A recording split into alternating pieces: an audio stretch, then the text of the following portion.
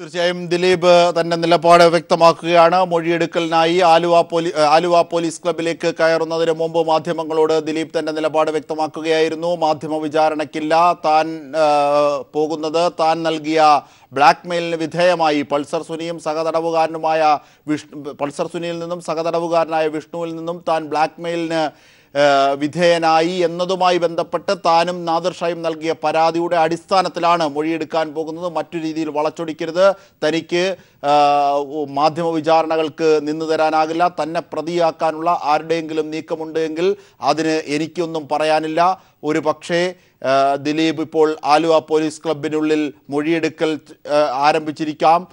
അതിൻ്റെ വിവരങ്ങളുമായി ടി.പി. പ്രശാന്ത് ഞങ്ങളുടെ പ്രതിനിധി ആലുവ പോലീസ് ക്ലബിൽ നിന്ന് തന്നെ ചേരുകയാണ്. പ്രശാന്ത്, അതായത് ദിലീപ് വ്യക്തമാക്കിയത് ഇങ്ങനെയാണ്: മാധ്യമ വിചാരണയ്ക്കില്ല, പറയാനുള്ളതെല്ലാം കോടതിക്കും പോലീസിന് മുന്നിൽ പറയും, തന്നെ പ്രതിയാക്കണം എന്ന് തീരുമാനിച്ചിറങ്ങിയിരിക്കുന്നവരോട് തനിക്കൊന്നും പറയാനില്ല, താൻ വന്നിരിക്കുന്നത് താൻ നൽകിയ പരാതിയുടെ അടിസ്ഥാനത്തിലുള്ള മൊഴിയെടുക്കൽ നൽകാനാണ്, മറ്റു രീതിയിൽ വളച്ചൊടിക്കരുത്.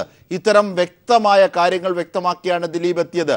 ദിലീപും നാദിർ ഷയും ഒരു കാറിലായിരുന്നോ ആലുവ പോലീസ് ക്ലബിലെത്തിയത്? അല്ല അജിം ഷാ, അതായത് വ്യത്യസ്തമായിട്ടുള്ള കാറുകളിലാണ് അവർ എത്തിയത്. ആദ്യം എത്തിയത് നാദിർ ഷയാണ്. നാദിർ ഷാ ആദ്യം എത്തിയതിനു ശേഷം പോലീസ് ക്ലബിൻ്റെ പുറത്ത് കാറിനകത്ത് തന്നെ ഇരുന്നു കൊണ്ട്, അതായത് കാണാത്ത രീതിയിൽ തന്നെ പ്രത്യേകം കവർ ചെയ്ത് ആയിട്ടാണ് കാറിനുള്ളിൽ ഇരുന്നിട്ടുള്ളത്. ആരും കാണാതെ അത് ഫോൺ ചെയ്യുകയായിരുന്നു. തുടർന്ന് അതിനുശേഷമാണ് ദിലീപ്, നാദിർ ഷാ എത്തി ഒരു 5 മിനിറ്റ് കഴിഞ്ഞപ്പോഴാണ് ദിലീപ് എത്തിയത്. ദിലീപ് നേരെ വാഹനം ഓടിച്ച് പോലീസ് ക്ലബിനകത്തേക്ക് കയറുകയായിരുന്നു.